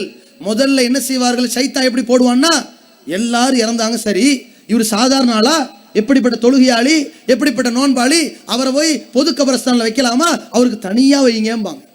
சரி தனியா வச்சிருக்கீங்க, மண்ணோடு மண்ணா ஏன் புதைச்சிங்க, கொஞ்சம் ஒரு கல்லை வச்சு கட்டுங்கம்பாங்க. அப்புறம் பச்சை பெயிண்ட பூசுங்கம்பாங்க. அப்புறம் சந்தனத்தை போடுங்க, பூவை கொட்டுங்க, அப்படியே 4 பேர் துவா செஞ்சுட்டு வாங்க. கேட்டா ஜியாரத்து. எது? சும்மா போய் சந்திச்சுக்கிட்டு வர்றது. என்ன சந்திச்சு வர்றது? அவுளியாவே எங்களை காப்பாத்து, எங்களுக்காக சிபாரிசு செய்யுங்க, உங்க பொருட்டா தான் நாங்கள் அல்லாட்டையே கேட்கிறோம், உங்களுக்காக தான் அறுத்தே பலியிடுறோம், எல்லாம் ஆரம்பிச்சிருவான். ரசூலுல்லாஹி ஸல்லல்லாஹு அலைஹி வஸல்லம் அத்தனையும் தகர்த்தார்கள். நஹா ரசூலுல்லாஹி ஸல்லல்லாஹு அலைஹி வஸல்லம் அன் யுப்னல் குபூர், மண்ணறைகள் கட்டப்படுவதை, அதிலே கட்டிடம் அமைப்பதை நபி அவர்கள் தடை செய்தார்கள். ஏன்? அங்க வழிகேடு வரும், நஹா ரசூலுல்லாஹி ஸல்லல்லாஹு அலைஹி வஸல்லம் அன் தஜ்சீஸில் குபூர், மண்ணறைகள் மீது பூசப்படுவதை நபி அவர்கள் கண்டித்தார்கள், தடை செய்தார்கள். அதன் மீது அமருவதை தடை செய்தார்கள், அதிலே எழுதுவதை தடுத்தார்கள். எத்தனை கட்டளைகள், எத்தனை கண்டிப்புகள்! இதையெல்லாம் எதற்கு சொன்னார்கள் ரசூலுல்லாஹ்? மனுஷனையோ மகானையோ படைப்பினங்களை, மனிதனை மகான் என்றும் சாதாரண மனிதன் என்றும் பிரிக்கிறதும் தப்பு, படைப்பினங்களை கடவுளுடைய அந்தஸ்தில் வைத்து வணங்குறதும் தப்பு. இதை எடுத்து சொல்வதற்குத்தான் 23 ஆண்டு கால வாழ்க்கை. இதை நபி அவர்கள் முழுமைப்படுத்தி அத்தனை செய்திகளையும் சொல்லிவிட்டார்கள். இப்படி ரசூலுல்லாஹி ஸல்லல்லாஹு அலைஹி வஸல்லம் அவர்கள் இந்த நேர்வழியை தெள்ளத் தெளிவாக சொன்னதற்கு பிறகு இந்த சமுதாயத்திற்கு அழகான ஒரு வழிகாட்டுதலாக விட்டு சென்றார்கள்.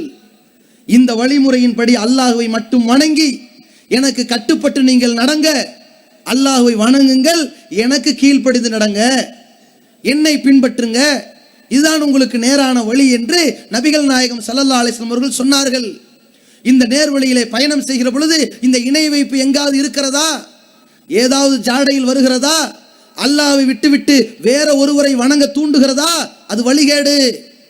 அல்லாஹ்வை விட்டுவிட்டு மற்றவனுக்கு ஆற்றல் இருப்பதாக சிந்தனையை தூண்டுகிறதா, அது வழிகேடு.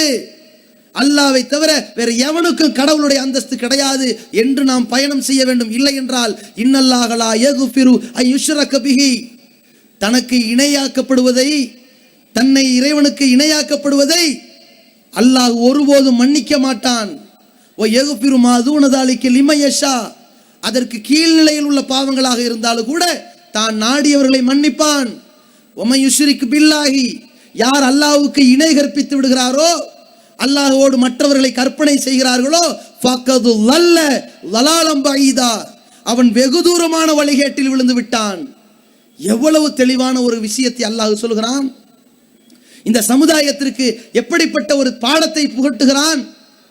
நீங்கள் அல்லாஹ்வுக்கு இணை கற்பித்து விட்டால் நீங்கள் செய்த எல்லா நற்காரியங்களும் அழிந்து பாழாகி சொர்க்கத்துக்கு வரணும்னு சொல்லித்தானே அல்லாஹ் வணங்குனீங்க. நீங்கள் அல்லாஹ்வுக்கு துரோகம் செய்தால் உங்கள் நிலை என்ன? இன்னஹு மை யுஷ்ரிக் பில்லாஹ், யார் அல்லாஹ்வுக்கு இணை கற்பித்து விட்டானோ ஃபக்கத் ஹர்ரமல்லாஹு அலைஹில் ஜன்னா, அவனுக்கு அல்லாஹ் சொர்க்கத்தை ஹராமாக்கி விட்டான். நேர்வழி இல்லை, வழிகேடு இருந்த நரகத்துல தான் விழுவ, சொர்க்கத்துக்கு வர மாட்டேன். இன்றைக்கு சமுதாயம் சிந்தித்து பாருங்கள். நாம் அல்லாஹ்வை மட்டும் வணங்குறோமா, அல்லாஹ்வோடு இறை தூதரை வழிபடுறோமா, இறை தூதரை வணங்குறோமா, இறை தூதரை மௌலித் என்ற பெயரால் வணங்குறோமா, இறை தூதருக்கு இறைவனின் ஆற்றல் இருப்பதாக நம்புறோமா, அது இணை வைப்பு. அல்லாஹ்வை வணங்குறோமா, பள்ளிக்கு செல்கிறோமா, தொழுகிறோமா, அது ஏகத்துவம். அல்லாஹ்வை விட்டு இறந்தவர்களிடத்திலே பிரார்த்தனை செய்தால், அவர்கள் பெயரால் நேர்ச்சை செய்தால், அங்கே போய் சஜிதா செய்தால், அங்கே போய் வழிபாடு நடத்தினால், அவர்களிடத்தின் பெயரால் ஏதாவது தட்டு தகடு தாயத்து என்ற நம்பிக்கை வைத்தால் அத்தனையும் நரகத்தில் தள்ளக்கூடிய வெகு தூரமான ஒரு வழிகேடு என்பதை புரிந்து கொள்ளுங்கள். அடுத்தது என்ன? நம்மை நேர்வழியிலிருந்து திசை திருப்பக்கூடிய இன்னொரு விஷயம் என்ன? நாம் இறைவனின் கட்டளைக்கும் இறை தூதரின் கட்டளைக்கும் கட்டுப்பட்டு பயணம் செய்து கொண்டு போகிறோம். இந்த நேரத்தில் நீ ரசூலுல்லாஹ்வுக்கு கட்டுப்படாத, ரசூலுல்லாஹ் சொன்ன மாதிரி நடக்காத, இவர் சொன்ன மாதிரி நட என்று சைத்தான் வழி கெடுக்க மாட்டான். அப்படி வந்தாண்ட நம்ம தான் உஷாராயிடுவோமே, ரசூலுல்லாஹ் கட்டுப்படக்கூடாதா, போலாம் அந்த பக்கம் அப்படின்றோமே. சைத்தான் எப்படி கலப்பான்? உனக்கு குர்ஆன்ல தீர்வு இருக்குதுப்பா, ஹதீஸ்ல தீர்வு இருக்குது, ஒருவேளை தீர்வு கிடைக்காட்டி இப்படி கிளப்பான். சைத்தானுடைய ஸ்டைல் எப்படி? நபிகள் பெருமானார் ஸல்லல்லாஹு அலைஹி வஸல்லம் சொன்னாங்க, இஹ்ரிஸ் அலாமா யன்ஃபவுக, உனக்கு பயன் தரக்கூடிய விஷயத்தை செய்வதில் நீ பேராசை கொண்டு முயற்சி செய், பலவீனப்படாத, தைரியமா இறங்கு. அதே நேரத்தில் உனக்கு ஏதாவது நட்டம் ஏற்பட்டா எப்படி பேசக்கூடாது? அடடா இப்படி ஆகி போச்சே, நான் இப்படி செஞ்சிருந்தா அப்படி ஆயிருக்குமே, இப்படி செஞ்சிருந்தா வேற மாதிரி போயிருக்குமே என்று பேசாத. ஏன் தெரியுமா? இன்னதாலிக்க தஃப்தஹு அமல ஷைத்தான், அதுதான் ஷைத்தானுடைய சேட்டையை ஆரம்பிக்கும். ரசூலுல்லாஹி ஸல்லல்லாஹு அலைஹி வஸல்லம் சொன்னாங்க. ஷைத்தான் சேட்டை எப்படி ஆரம்பிப்பான்? அட குர்ஆன்ல தெளிவு இருக்குதுப்பா, குர்ஆன்ல வழிகாட்டுதல் இருக்குது, குர்ஆன்ல எல்லாத்துக்கும் தீர்வு இருக்குது, நபிகளார் எல்லாத்துக்கும் தீர்வு சொல்லிட்டாங்க. ஒரு வேளை அது நமக்கு புரியாட்டி, அது நமக்கு விளங்காட்டி, அது நமக்கு தீர்வு போதாட்டி, கண்ணியமிக்க இமாம்கள் சொன்னது தேவையா இல்லையா என்று வருவான். தெளிவாய்க்கணும். அல்லாஹ்வுடைய தூதர் அவர்கள் அல்லாஹ் மார்க்கம் என்று ஒரு விஷயத்தை கட்டளையிட்டு விட்டால் அதுல ஒரு துளிய கூட கூட்டுவதற்கும் நமக்கு அதிகாரம் கிடையாது, குறைப்பதற்கும் அதிகாரம் கிடையாது, மாற்றுவதற்கும் அதிகாரம் கிடையாது, மறைப்பதற்கும் அதிகாரம் கிடையாது, புதிதாக உண்டாக்குவதற்கும் அதிகாரம் கிடையாது. அப்படி ஒருத்தன் செய்வானேயானால் அதுதான் வழிகேடு. மாகாணலி மூமினின் வலா மூமினத்தின் இதா கலல்லாஹு வ ரசூலுஹு அம்ரன், அல்லாஹுவும் அவனுடைய தூதரும் ஒரு விஷயத்தில் தீர்ப்பளித்து விட்டால் ஐயகூன லஹுமுல் ஹீரத்து மின் அம்ரிஹி, அதிலே மாற்று கருத்து சொல்வதற்கு எந்த இறை நம்பிக்கை கொண்ட ஆணுக்கும் அதிகாரம் இல்லை, பெண்ணுக்கும் அதிகாரம் இல்லை. அல்லாஹ் சொல்கிறான், ஒமை யஸில்லாஹ வ ரசூலஹு, யார் அல்லாஹ்வுக்கும் அவன் தூதருக்கும் மாறு செய்கிறார்களோ ஃபகது வல்ல லலாலம் முபீனா, அவர்கள் தெள்ளத் தெளிவான வழிகேட்டில் விழுந்து விட்டார்கள். பயணம் அதோடு க்ளோஸ். ஏன்? அல்லாஹ்வையும் தூதரையும் பின்பற்றி வந்த பயணத்துல லைட்டா ஒன்று ஜாயிண்ட் ஆயிருச்சு. நம்ம ஆட்கள்கிட்ட போய் கேளுங்க, ஏங்க மதுகபுகளை பின்பற்றீங்க, ஏன் இமாம்கள் முன்னோர்கள் பெரியார்கள் சகாபாக்கள் என்று அவர்கள் சொல்லுகிற கருத்தை மார்க்கம் என்று நம்பி அதை பின்பற்றீங்கன்னு கேட்டா என்ன பதில் சொல்வார்கள்? கண்ணியமிக்க இமாம்கள் மதுகபு என்ற பெயரால் சொந்த கதை சொன்னார்களா, சோக கதை சொன்னார்களா, புதிதாக இட்டு கட்டினார்களா? இல்லையே. அவர்கள் குரானில் உள்ளதைத்தானே சொன்னார்கள், ஹதீஸில் உள்ளதைத்தானே சொன்னார்கள், நபி வழிதானே நடந்தார்கள், அதை நாங்கள் பின்பற்றினால் என்ன தப்பு என்று கேட்கிறார்கள். ஆனால் இதை பேசுவதற்குத்தான் சொல்வார்களே தவிர அவர்களுடைய அனைத்து நடவடிக்கைகளும் என்ன சொல்லும் தெரியுமா? அவர்கள் இமாம்களை இஸ்லாத்திற்காக பின்பற்றல, இஸ்லாத்திய இமாம்களுக்காக பின்பற்றுகிறார்கள். எப்படி? நாங்க 5 வேளை தொழுகிறோம், ஏன்? அல்லாஹ் தொழ சொன்னான் என்பதை விட, அல்லாஹ்வுடைய தூதர் சொன்னார்கள் என்பதை விட 5 வேளை தொழுங்கடான்னு எங்க இமாம்கள் சொல்லி கொடுத்தார்கள், அதனால தொழுகிறோம். திருக்குரான்லையும் ஹதீஸ்லையும் இருக்கிறத நாங்க எதனால் நிறைவேற்றுகிறோம்? எங்க இமாம்கள் சொன்னதுனால் நிறைவேற்றுறோம் என்று நம்புகிறார்கள். ரெண்டாவது என்ன? நாங்கள் ஒரு காரியத்தை செய்யறோம், இமாம் ஷாஃபியோ அபு ஹனீஃபாவோ அதை சொல்லி இருக்கிறார் அல்லது சகாபாக்களாக முடிவெடுத்து அறிவிச்சிருக்கிறார்கள் என்று வையுங்கள். அது குர்ஆன் ஹதீஸ்ல இல்லாட்டி கூட, அதிகப்படியா இருந்தா கூட நாங்க செய்வோம். ஏன்? எங்க இமாம் சொல்லிட்டா செய்வோம் என்று நம்புகிறார்கள். எந்த அளவிற்கு? அல்லாஹ்வுடைய தூதர் அவர்கள் ஒரு சட்டத்தை சொல்லி இருந்தால், இதை செய்யுங்கப்பான்னு சொல்லி இருந்தால் கூட எங்க இமாம் செய்யலைன்னா நாங்க செய்ய மாட்டோம். ஏன்? எங்களுக்கு எங்க இமாம்கள் தான் வாழ்க்கை. எப்படிப்பட்ட நிலையில் போகிறார்கள்? இதையும் மீறி அல்லாஹ்வும் அவனுடைய தூதரும் ஒரு காரியத்தை செய்ய சொன்னால் நாங்க மாறு செய்வோம், மீறிக்கிட்டு போய் நிற்போம். அல்லாஹ் எதை செய்ய சொன்னாலும் அதை செய்ய முடியாதும் போ. அல்லாஹ்வுடைய தூதர் எதை செய்யுங்கப்பானாங்களோ அதை செய்ய மாட்டோம்னு மருத்துவ வம்புக்கு வந்து நிற்போம். ஏன்? எங்க இமாம்கள் அப்படிதான் சொல்லி கொடுத்துருக்காங்கிறாங்க. உதாரணத்துக்கு சொல்றதா இருந்தா, ஜும்மாவுல 2 பாங்கு சொல்றாங்க. யாரு சொல்லி கொடுத்தது? ரசூலுல்லாஹ்வுடைய காலத்திலே ஜும்மாவுக்கு 1 பாங்கு தானே இருந்துச்சு, ஏன் 2 ஆக்குனீங்க? ஏன் இஸ்லாத்தில் கொஞ்சம் கூட்டுனீங்க? அந்த அதிகாரத்தை உங்களுக்கு கொடுத்தது யாரு? எங்க இமாம்கள். போச்சா? சஹருடைய வேளையில பாங்கு சொல்வது நபி வழி, ரசூலுல்லாஹ் காட்டி கொடுத்திருக்காங்க. இந்த சுன்னத்தை இவர்கள்லாம் கைவிட்டார்கள். ஏன்? எங்க இமாம்கள் சொல்லல, நாங்க சொல்ல மாட்டோம். இப்ப எப்படி? ரசூலுல்லாஹ்வுடைய சுன்னா விட்டுட்டாங்களா, மறைச்சிட்டாங்களா, மறந்துட்டாங்களா? எதற்காக? இமாம்களுக்காக. ரசூலுல்லாஹி ஸல்லல்லாஹு அலைஹி வஸல்லம் அவர்கள் சொன்னாங்க, மக்ரிபுடைய தொழுகைக்கு முன்னால் சல்லு கபுலல் மக்ரிபி இன்ஷிதும், மக்ரிபுக்கு முன்னாடி 2 ரக்காத் நீங்க விரும்பினா தொழுங்க அப்படின்னு சொல்லிட்டாங்க. விரும்பினால் நம்ம முன் சுன்னத் 2 ரக்காத் தொழலாம், அந்த அனுமதி இருக்கிறது. இன்னைக்கு அப்படிப்பட்ட அனுமதியை கொடுக்க கூடாது என்று எல்லா பள்ளிகளிலும் மக்ரிப் தொழுகையில பாங்குடைய அதே நேரத்தில் இக்காமத்துடைய டைம் வைத்திருக்கிறார்களே. ஏன்? அல்லாஹ்வும் அவன் தூதர் சொன்னதுக்கு மாற்றமா இருந்தாலும் சரி நாங்க இமாம் சொல்லத்தான் கேட்டு நடப்போம். இவர்களுக்கு தான் அல்லாஹ் சொல்கின்றான், வமை யஸில்லாஹ வ ரசூலஹு, இறைவனும் இறை தூதரும் சொன்னதற்கு கூட்டினாலோ குறைச்சாலோ மாற்றினாலோ மறைத்தாலோ முரண்பட்டாலோ அவ்வளவு பேரும் மாறு செய்பவர்கள் தான். ஃபகது வல்ல லலாலம் முபீனா, மிக தெளிவான வழிகேட்டில் இருக்கிறார்கள். கேட்டா என்ன சொல்றாங்க? இமாம்கள் தப்பு செய்வார்களா? இமாம்கள் சத்தியத்திற்கு கஷ்டப்பட்டார்கள், தியாகம் செய்தார்கள் என்று. இவர்கள் இன்றைக்கு இமாம்கள் பெயரால் எழுதி வைத்திருக்கிற எந்த மதுகபு புத்தகங்களுக்கும் அந்த இமாம்களுக்கும் எந்த சம்பந்தம் கிடையாது. சம்பந்தம் இருந்தாலும் அது மார்க்கம் கிடையாது. ஆனால் இவர்கள் ஒரு வாதத்திற்கு இமாம்கள் காட்டி தந்த வாழ்க்கைங்கிறாங்களே, அம்புட்டு ஏமாற்று வேலை. இமாம்களுக்கும் இவர்கள் எழுதி வைத்திருக்கிற புத்தகங்களுக்கும் எந்த தொடர்பும் இல்லை. ஹனஃபி மதுஹப் சார்பில் எழுதப்பட்டிருக்கிற ஹிதாயா, ஹனஃபி மதுஹபில் சார்பில் இருக்கிற துருல் முக்தார், ரத்துல் முக்தார், கன்சு தகாயிக், இத்தனை புத்தகங்களையும் பாடநூலாக வைத்து வாழ்ந்து கொண்டிருக்கிறார்களே, மக்களிடத்திலே வழிமுறையை சொல்லிக் கொண்டிருக்கிறார்களே. இந்த புத்தகங்கள் அனைத்துமே அபூ ஹனீஃபா இமாம் அவர்கள் ஹிஜ்ரி 150 மௌத்தாகிவிடுகிறார்கள். அதற்கு பிறகு 100, 200, 300, 400, 500 வருடங்கள் கழித்து எழுதப்பட்ட புத்தகங்கள். அவர்களுக்கும் இவர்களுக்கும் இடையில் எந்த தொடர்பும் இல்லை.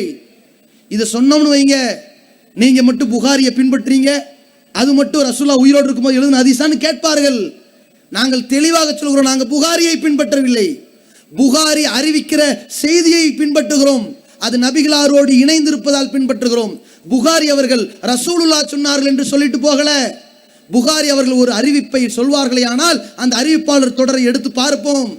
தொடர் இணைந்திருக்கிறதா, எல்லா காலத்திலும் வாழ்ந்திருக்கிறார்களா, அந்த அறிவிப்பாளர் தொடர் இணைப்பாக இருக்கிறதா, அந்த அறிவிப்பாளர்கள் நம்பகமானவர்களா, அவர்கள் நேர்மையானவர்களா, அவர்கள் புத்தி கூர்மையானவர்களா, அவர்கள் குர்ஆனுக்கு ஒத்த, குர்ஆனுக்கு முரண்படாத கருத்தை தான் சொன்னார்களா, இந்த செய்தியை நபிகளார் சொல்ல வாய்ப்பு இருக்கிறதா என்று பார்த்து ஏற்று நடக்கிறோம். இது வகி. எப்படி? உதாரணத்திற்கு சஹீஹுல் புகாரியுடைய முதல் ஹதீஸை எடுத்துக்கொள்ளுங்கள். இன்னமல் ஆமாலு பின்னியாத் வ இன்னமா லிகுல்லி இம்ரிஇன் மா நவா. ரசூலுல்லாஹி ஸல்லல்லாஹு அலைஹி வஸல்லம் சொல்றாங்க, எல்லா செயல்களும் எண்ணங்களை பொறுத்து தான் அமைகிறது, ஒவ்வொரு மனிதனும் எண்ணியத்தான் கிடைக்கிறது. ஃபமன் கானத் ஹிஜ்ரத்துஹு இல துன்யா யுஸிபுஹா. ஒரு மனிதன் இந்த உலகத்தை நாடி உலக ஆசாபாசத்தை எதிர்பார்த்து தியாகம் செய்வானே ஆனால் அதை அடைவான். அந்த கௌரவத்தை, அந்தஸ்தை, பதவி, பட்டத்தை அடைவான். அவ் இம்ராத்தின் என்கியூகா, ஒரு பெண்ணுக்காக வேண்டி நாடு திறந்து போனான்டா கல்யாணம் பண்ணிக்குவான். ஹிஜ்ரத்துஹு இலா மா ஹாஜர இலைஹி, எதை நோக்கி ஹிஜ்ரத் செய்தானோ அது கிடைக்கும். ரசூலுல்லாஹ் சொன்னாங்க. இதை யார் அறிவிக்கிறாங்க? புகாரியா? புகாரி ரசூலுல்லாஹ் சொன்னாங்கன்னா சொன்னாரு இல்ல, ஹத்தஸ்னால் ஹுமைதி, எனக்கு ஹுமைதி சொன்னார் என்று சொன்னார் புகாரி. புகாரிக்கு ஹுமைதி யாரு? வாத்தியாரு. அவர் காலத்துல புகாரி வாழ்ந்திருக்கிறார். இந்த ஹுமைதி சொன்னார், ஹத்தஸ்னா சுஃபியான், எனக்கு சுஃபியான் சொன்னார் என்றார். சுஃபியான் என்ன சொன்னார்? எனக்கு யஹியா சொன்னார். யஹியா பின் சயீத் இருக்கிறாரே, அவர் காலத்துல நான் வாழ்ந்தேன், யஹியா சொன்னதாகத்தான் சுஃபியா சொன்னார். இந்த யஹியாவுக்கு யார் சொன்னார்? அவர் சொன்னார், எனக்கு முகம்மது என்பவர் சொன்னார். இந்த முகமது சொல்கிறார், எனக்கு அல்கமா பின் வக்காஸ் சொன்னார். இந்த அல்கமா சொல்கிறார், எனக்கு உமர் சொன்னார். உமர் சொல்கிறார், எனக்கு ரசூலுல்லாஹ் சொன்னார்கள் என்று. இதுதான் அந்த தலைமுறையாக வருகிற பட்டியல். நபிகளாருடைய வரலாறை பாதுகாப்பதற்கு லட்சக்கணக்கான அறிவிப்பாளர்களின் வரலாறை பாதுகாத்து இந்த செய்திகளை பெற்றிருக்கிறோம். இதுதான் நேர்வழி. இதை பின்பற்றுகிறான்னா எதை பின்பற்றி கொண்டிருக்கிறார்கள்? மதுஹபுகள் என்ற பெயரால் அந்த இமாம்கள் சொல்லாத, அவர்களுக்கு தொடர்பு இல்லாத சில காரியங்களை மார்க்கத்தில் கூட்டி, மார்க்கத்தில் குறைச்சி, மார்க்கத்துக்கு மாற்றமா செய்கிறார்களே, அந்த வழிகேடு வரும். அதிலிருந்து ஒதுங்கிக் கொள்ள வேண்டும். அதே போல் நாம் நேர்வழியில் பயணிக்க வேண்டும் என்று சொன்னால் இதிலே நம்மிடத்தில் இருக்க வேண்டிய மிக முக்கியமான ஒரு இலக்கு தாவா பணி இருக்க வேண்டும். நன்மையை ஏவி தீமையை தடுக்க வேண்டும். ஒரு இடத்திலே நன்மை எடுத்துச் சொல்கிறோம் என்றால் அதோடு நின்று விடாமல் அவர் இந்த நற்காரியங்களை செய்யும் வரை தொடர்ச்சியாக சொல்ல வேண்டும். ஒரு இடத்திலே தீமையை எதிர்க்கிறோம் என்றால் அதோடு நின்று விடாமல் தீமையை அவர் கைவிடும் வரை தொடர்ந்து சொல்லிக்கொண்டே இருக்க வேண்டும். அதிலே நமக்கு அழகான ஒரு வழிகாட்டுதல் தான் இப்ராஹிம் அலைஹிஸ்ஸலாம் அவர்கள். அல்லாஹ் சொல்கிறான், கது கானத்துலக்கும் உஸ்வத்துன் ஹசனத்துன் ஃபி இப்ராஹிம் வல்லதீன மாஹு. இப்ராஹிமிடத்திலும் அவரோடு வாழ்ந்த மக்களிடத்திலும் உங்களுக்கு அழகான முன்மாதிரி இருக்கிறது. என்ன முன்மாதிரி? இது காலூலி கௌமிஹிம், அவர்கள் தன் சமுதாயத்திற்கு சொன்னார்கள், இன்னா புராவு மின்கும் ஓ மிம்மா தாபூதுன மின் துனில்லாஹ், நாங்கள் இரண்டை எதிர்க்கிறோம் என்று சொன்னார்கள். உங்களையும் எதிர்க்கிறோம், அல்லாஹுவை விட்டுவிட்டு நீங்கள் யாரை வணங்குகிறீர்களோ அவைகளையும் எதிர்க்கிறோம் என்று சொன்னார்கள். இதுதான் இப்ராஹிம் நபியுடைய வழி. நம்ம வழியெல்லாம் எப்படி இருக்குது? நம்ம இணை வைப்பை எதிர்க்கிறோம். இணை வைப்பை செய்யறவனை எதிர்க்கிறோமா? இல்லை. வரதட்சணை எதிர்க்கிறோம். நம்ம வாங்கல, வரதட்சணை வாங்கி ஒருத்தன் கல்யாணம் பண்றானே அந்த சபையை எதிர்க்கிறோமா? அது இல்லை. ஒரு கத்தம் ஃபாத்தியா என்று இஸ்லாத்தில் இல்லாத அனாச்சாரங்களை உள்ளே புகுத்தி விட்டார்கள். குல்லு பிதாத்தின் லலாலா, இந்த புதுமை எல்லாம் வழிகேடு. குல்லு லலாலத்தின் பின்னார் இந்த வழிகேடு நரகத்தில் தள்ளும். அது வழிகேடு நம்ம தெரிஞ்சிருக்கிறோம். அந்த தீமையை நம்ம எதிர்க்கிறோம். செய்யறவனை எதிர்க்கிறோமா? இதுதான் இப்ராஹிமுடைய வழி. அதை செய்யணும். தீமையான காரியங்களை பொறுத்த வரைக்கும் அந்த தீமையை செய்பவனையும் எதிர்த்தால்தான் தீமை ஒழியும். நேர்வழியை நோக்கிய பயணம் நமக்கும் உறுதியாகும், அவனும் இந்த நேர்வழியை நோக்கி வருவான். இதை கவனத்தில் வைக்க வேண்டும். இந்த இப்ராஹிமுடைய வழியைத்தான் நபிகள் பெருமானார் அழகாக கடைபிடித்தார்கள். உதாரணத்திற்கு சொல்ல வேண்டும் என்றால், ஒரு கட்டத்திலே நபி ஸல்லல்லாஹு அலைஹி வஸல்லம் அவர்களை ஃபாத்திமா ரலியல்லாஹு அன்ஹா அவர்கள் விருந்து கலைக்கிறாங்க. ரசூலுல்லாஹ் போறாங்க. ஃபாத்திமா அவர்கள் கொடுக்கிற விருந்து என்ன? அவங்க மகன் ஹசன் ஹுசைனுக்கு கத்னா பண்ணோம் அல்லது காது குத்தணும் மொட்டை அடிச்சோம் அந்த விருந்தா? இல்ல, சாதாரண ஒரு விருந்து கொடுக்குறாங்க. அந்த விருந்து ஹலாலு, அது அனுமதிக்கப்பட்டது. விருந்துக்கு பதிலளிக்கணும். ரசூலுல்லாஹ் போனாங்க. போய்கிட்டு இருக்கும்போது வீட்டினுடைய வாசல்ல பார்க்குறாங்க, சித்திரம் மௌசியா, ஒரு அலங்காரமான ஒரு திரைச்சிலை இருக்கிறது. உருவப்படம் இல்லை, அலங்காரமான ஆடம்பரமான ரொம்ப ஹைஃபையா கிராண்டா ஒரு திரைச்சிலை இருக்கிறது. ரசூலுல்லாஹ் பார்த்துட்டு சொன்னாங்க, மாலி வலி துன்யா, எனக்கு இந்த உலகத்துக்கு என்ன தொடர்பு, இதெல்லாம் இப்படி இருக்குதே அப்படின்னு ரசூலுல்லாஹ் அப்படியே திரும்பி போயிட்டாங்க. அப்ப விசாரிக்கிறாங்க, ஏன் ரசூலுல்லாஹ் திரும்பி போயிட்டாங்க? இன்னென்ன மாதிரி இருந்துச்சு, கழட்டிட்டாங்க. ரசூலுல்லாஹ் இங்கே புறக்கணித்தது எதை? ரசூலுல்லாஹ் இப்ராஹிம் அலைஹிஸ்ஸலாம் மாதிரி நடந்துக்கிட்டாங்க. அந்த திரைச்சீலையை ரசூலுல்லாஹ் புறக்கணித்தார்கள், அதை ஒட்டி வழங்கப்பட்ட விருந்தையும் புறக்கணித்தார்கள். ஏன்? அந்த விருந்தை சாப்பிட்டால் அந்த செயலை அங்கீகரிப்பதற்கு அடையாளம். ஒரு வீட்டுக்கு போறீங்க, அங்க போய் சாப்பிட வேணாங்க, ஒரு டம்ளர் தண்ணியை குடிச்சா போதும், அங்க நடக்கிற அத்தனை நிகழ்வுகளும் நீங்கள் அங்கீகரித்து விட்டீர்கள். ஒரு வீட்டுக்கு போறீங்க, சில காட்சியை பாக்குறீங்க, வெடுவெடு எந்திரிச்சு வந்துட்டீங்க, ஏன் வந்தாரு, கோச்சுக்கிட்டாரு, பச்சை தண்ணி கூட குடிக்கல, ஓடி போயிட்டாரு, அதான் புறக்கணிப்பு. எவ்வளவு தமிழ நம்ம சமுதாயத்தில் எவ்வளவு தெள்ள தெளிவாக இந்த நடைமுறையை புரிந்திருக்கிறார்கள். இதுதான் இப்ராஹிமுடைய நடைமுறை. அந்த இப்ராஹிம் அலைஹிஸ்ஸலாம் எப்படி தீமையை எதிர்த்தார்களோ, அந்த தீமையை செய்கிற அந்த சபை, அந்த நபர்களை எதிர்த்தார்களோ, அதுபோன்று நாம் இந்த தீமையையும் அந்த தீமையை செய்பவர்களையும் அந்த காரியத்தின் பொழுது எதிர்த்தால்தான் இந்த நேர்வழியினுடைய பயணம் நீடிக்கும். அந்த நேர்வழியினுடைய இறுதியாக இந்த பாதை நம்மை கொண்டு போய் சூனத்திலே சேர்க்கும். நாளை மறுமை நாளிலே சொர்க்கத்தில் நுழைந்தவர்கள் சொல்வார்கள், அல்ஹம்துலில்லாஹ் இல்லதி ஹதானா லிஹாதா. இந்த சொர்க்கத்தை நாம் அடைவதற்காக நமக்கு நேர்வழியை அல்லாஹ் காட்டினானே, அவனுக்கே எல்லா புகழும் உண்டாகட்டும். ஒமா குன்னாலி நகுத்ததிய லவ்லா அன் ஹதானல்லாஹ், அல்லாஹ் மட்டும் எங்களுக்கு நேர்வழி காட்டல, நாமெல்லாம் இந்த நேரான வழியில் இருந்திருக்க முடியாது என்று அவர்கள் சொல்லிவிட்டு சொல்வார்கள், லக்கது ஜாஅத் ருசுலும் பில் ஹக், ருசுலு ரப்பினா பில் ஹக். நம்முடைய இறைவனின் தூதர்கள் எல்லாம் உண்மையை தான் சொல்லியிருக்கிறாங்க, நம்ம ஏத்துக்கிட்டது நல்லதா போச்சு என்று சந்தோஷப்பட்டு பெரும் மகிழ்ச்சியிலே திளைப்பார்களே, அந்த வாழ்க்கையை அடைய முடியும். இல்லை என்றால், இந்த நேர்வழியிலிருந்து சருகிவிட்டால், ஏகத்துவத்திலிருந்து இணை வைப்பில் விழுந்து விட்டால், இறை தூதரை பின்பற்றுவதற்கு பதிலாக மாணவியை பின்பற்றுவதற்கு பதிலாக முன்னோர்களை, பெரியார்களை, மூதாதையர்களை, மகான்கள் என்ற பெயரால் கற்பனை செய்யப்பட்டவர்களை பின்பற்றினால் வழிகேட்டினுடைய பாலத்திலே, அதன் அதல பாதாளத்திலே, நரகத்திலே போய் விழ வேண்டிய நிலை வரும்.